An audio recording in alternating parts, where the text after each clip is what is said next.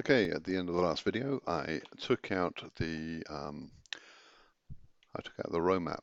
So I had a row label list. So I had a row label list here, and that meant that that's required. When I reload here, I get an error saying row label length. So let's look at the error message. I cannot read length of undefined, line 7, and it's this row labels thing that wasn't being passed across in the data that I sent. And that's quite right, because I foolishly removed the row map that I'd hard-coded in here and forgot to put it in the return structure. So I'll just put that right first. So $ret of, it was called row labels with a plural, I think, which in retrospect is a mistake. I'll need to avoid using plurals. I'd done a lot of work to calculate that, and there it is there. So set the row labels, write that out, reload, and everything's back the way it should be. Okay, next thing to tackle is the UMap. So the UMap, this is the usage map, and I've got it here. I've hard-coded it, but I want to pull that from the database as well. Now, I've got some options. At the moment, I am running two SQL statements. So there's this SQL statement, I run that once, and I've got another SQL statement here, and I run that once. And that's not bad. It's the SQL statements, it's running those, that's going to take all the time in this process. So I haven't got any SQL running inside a loop or anything.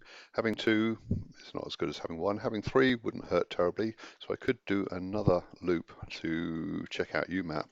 So if I look at UMap here, no, I don't have UMap. It's not called UMap, it's called booking.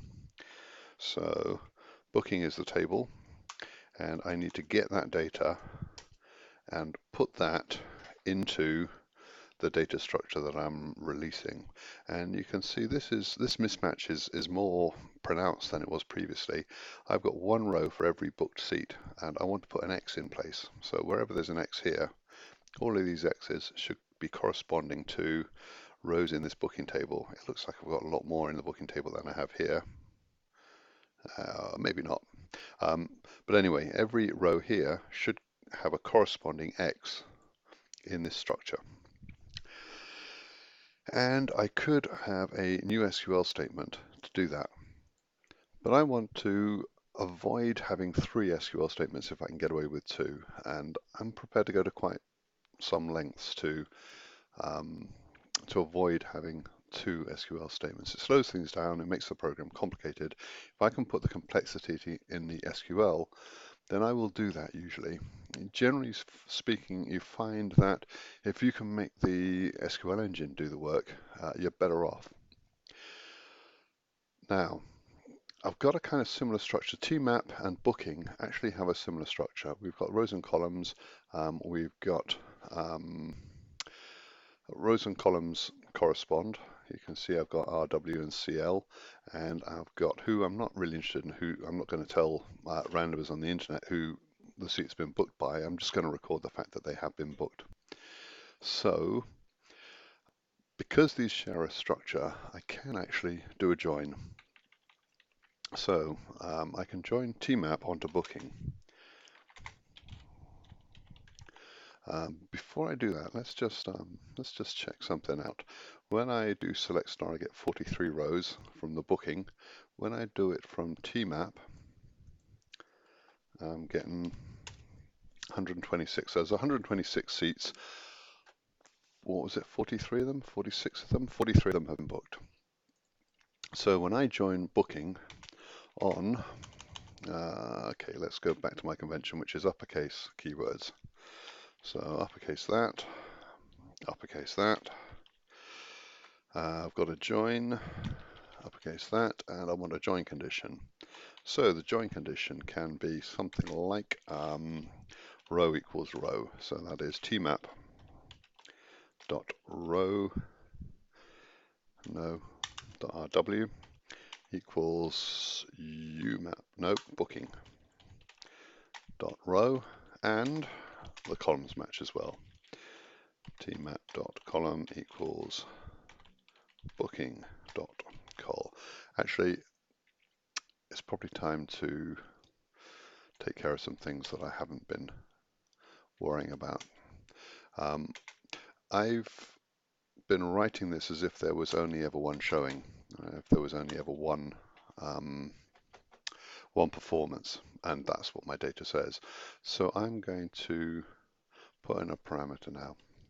So it's time to say, let's make up the performance. I'm going to do that fairly early. There's my SQL. Well, I need it here. So let's say dollar performance equals, and that is some long number that I've forgotten what it was. Select star from booking will tell me. Okay, it was that one there. There is only one performance at the moment, but eventually we're going to have lots of them. So that's the performance. And I need to worry about this SQL statement because I'm only interested in a single performance. And I'm asking myself if I should have the performance in the join. I'm going to put it as a where clause. Where is it called performance? That column showing. Where showing equals question mark. Okay, and I've got to fill that parameter in now. Okay, so let's look at that. There's the prepare, the execute. I think I have to do that after the bind. So to inject that value, it's something like statement bind. It is dollar statement bind params, I think it is. No, not params. Params, and it hasn't reassuringly turned blue, but I think that's right. Maybe it's bind param. Bind param, and you have to indicate the types. So that's a string I'm putting in, and the value I'm putting in is this performance. And really, I should be getting that from the user, from the internet, which is why I have to be so careful about putting in there as a question mark and binding the parameters. So that's bound the parameters. Before we do that, let's try it. Unfortunately, now I've got that question mark in, I can't just copy and paste this SQL. Let me put it in here. And that was that's an irritating number, isn't it? Why did I come up with that number? I just kind of used a particular example. All right, so let's see what that gives us. Okay. All right, so this is a good idea actually to run your SQL from the command line before you get the errand. PHP. It's saying RW is ambiguous in the field list. This is it here. Now before I was going from TMAP, but now I'm doing TMAP join booking, and RW appears in booking and in TMAP. So I need to say which table it's from, and I'm going to take it from TMAP. It's guaranteed to be in TMAP. CL will cause the same problem, but TP only occurs in the TMAP, I think. Okay, that's good. But notice I've now only got 43 rows, and I need it to produce all 126 rows. And so what I've got to do is left join. So left join. If I left join, that guarantees that I get every row of TMAP, all 120, whatever it was, 126 of them. And where I don't have a booking, that's a seat that's free for booking, a null will show up. Okay, that didn't work. From TMAP left join, where showing equals that.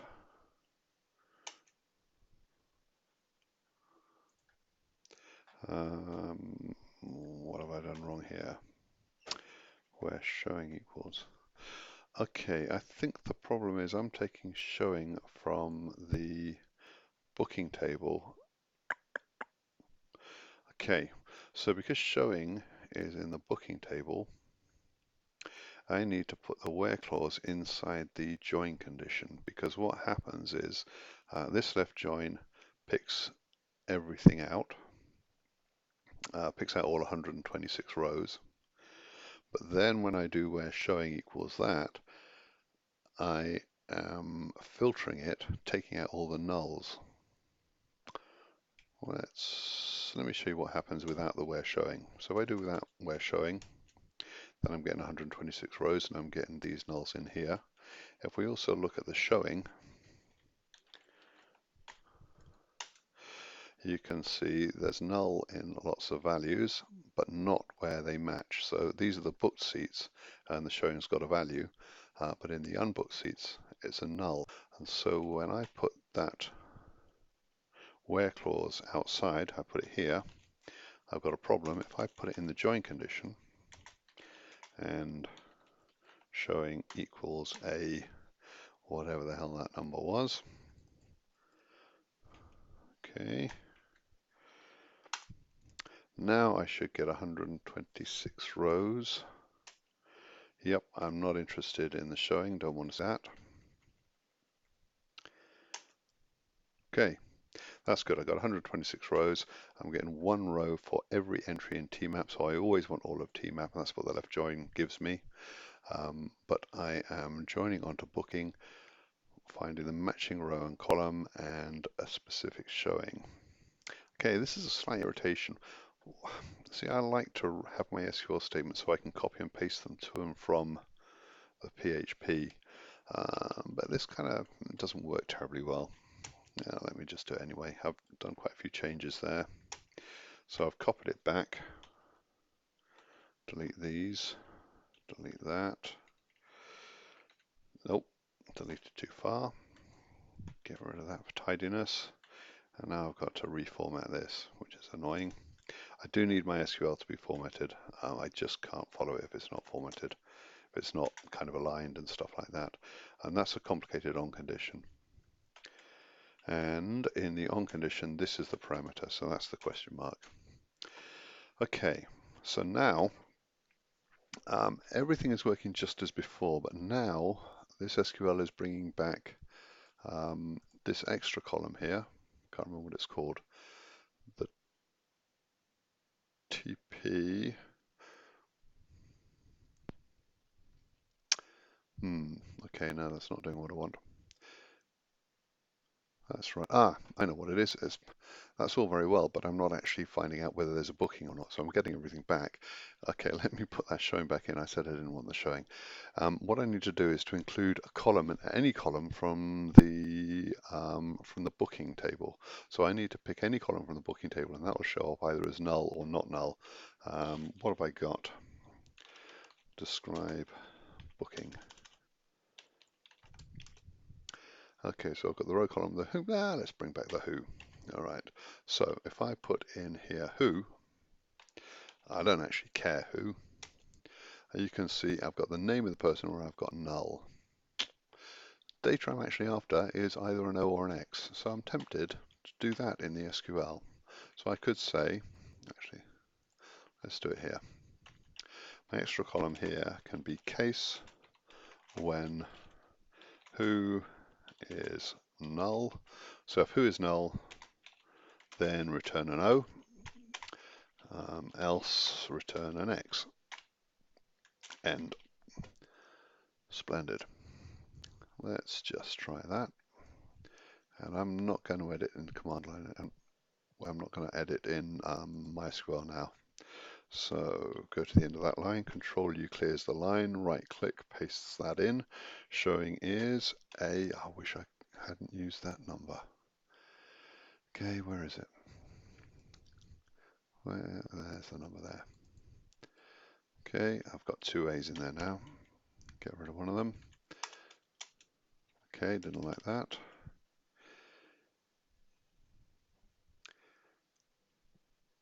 Okay, so it's telling me syntax error. Yeah, that's useless. Near bit. Okay, let's look here, see if I can spot the error.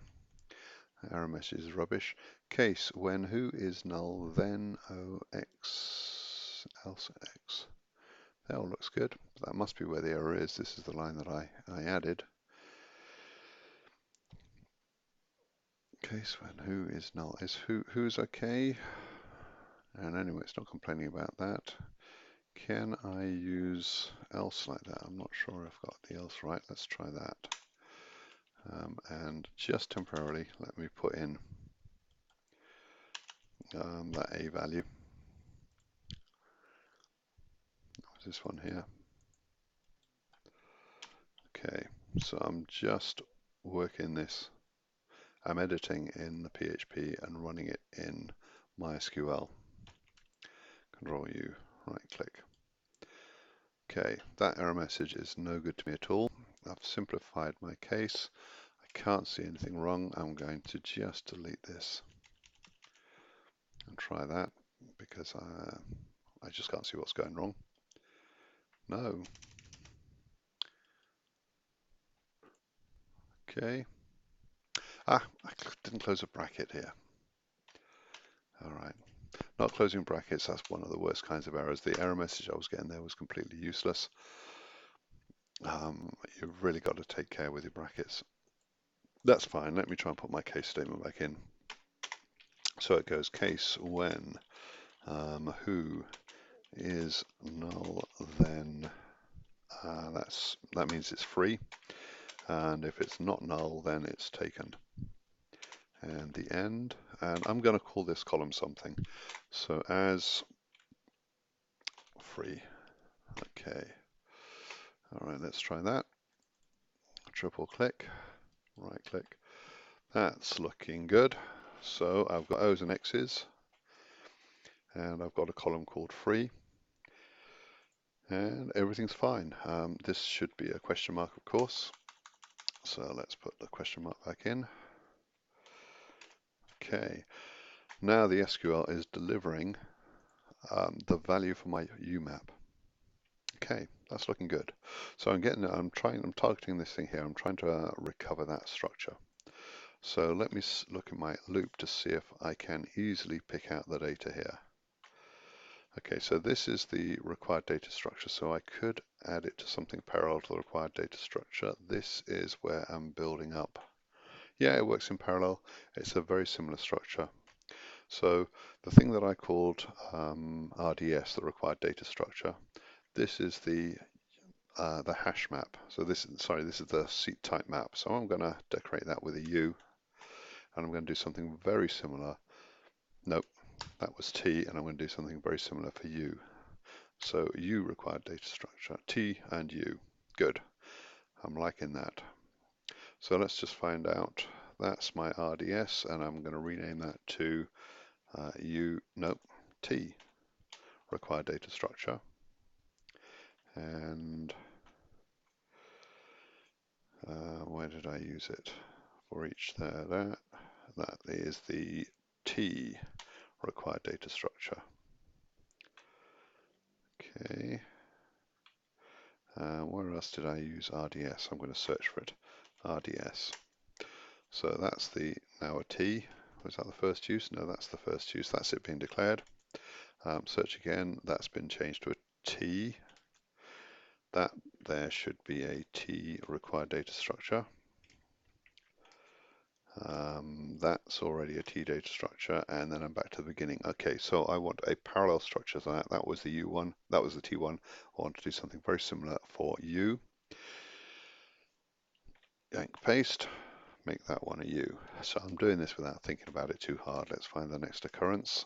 Okay, so yep, I want something just like this, yank and paste, but this time it is for U. And that's not row TP, that is this column here, which I called free with a big F. So that's free. Where's my next occurrence? Okay. All right, now in the previous example, this test is kind of redundant actually. This test should never fail. This test shouldn't fail because we've put something in place. I've always got an X or an O. There are no nulls. And so this test is redundant. I'm not going to worry about it. I'm just going to duplicate this statement. So, oh, okay, I'm going to have a TRS and a URS. So let me just change this one to U, and then this one will be TRS. Whoops. Insert TRS, and the other one is URS. This is getting a bit complicated. This thing here is a TRS, and I want a similar URS for that. Good, good, good. This guy here, array push tmap, that's a TRS, and I want something very similar because I'm going to have a UMAP, and I'm going to put the U onto that. And where did I declare, where did I create the tmap? Looking back for tmap, it's there, and it's there. I don't see where I've declared tmap. Okay, all the way up there. So let's have another of those, but this is the UMAP. Good. Okay, so tmap's being created, UMAP's being created. There's the tmap. Very similar thing happening here. This is the UMAP. Replace UMAP with the UMAP. And I should be able to now take out this guy because that's being repeated. All right, let's give it a go. I'm going to write that out. What are the chances of this working without an error? Pretty slim. We'll run it from the command line. No errors, fantastic. Let's have a look. Okay, the UMAP isn't exactly what I wanted. The original UMAP had spaces where there wasn't a seat, and I've got O's where there isn't a seat. Can you see that? There. The previous version had spaces there. I don't think it actually matters. As long as I'm looking for spaces, I think my JavaScript program is looking for spaces in the tmap, and that's the right place. If you've got an unbooked place where there isn't a seat, that's fine. That could be a space or an O. Doesn't really matter what we put there. Okay, everything is working fine. Let's just check. Okay. Oh, that's not very nice. I've got O's showing up where they're blank, so I am going to have to change my jQuery a little bit. But let's do a test. Let's try and book this seat here. So in SQL, I'm going to book seat 1 in row CC and see if that comes through. So how do I do this? ~/MySQL. Select star from booking.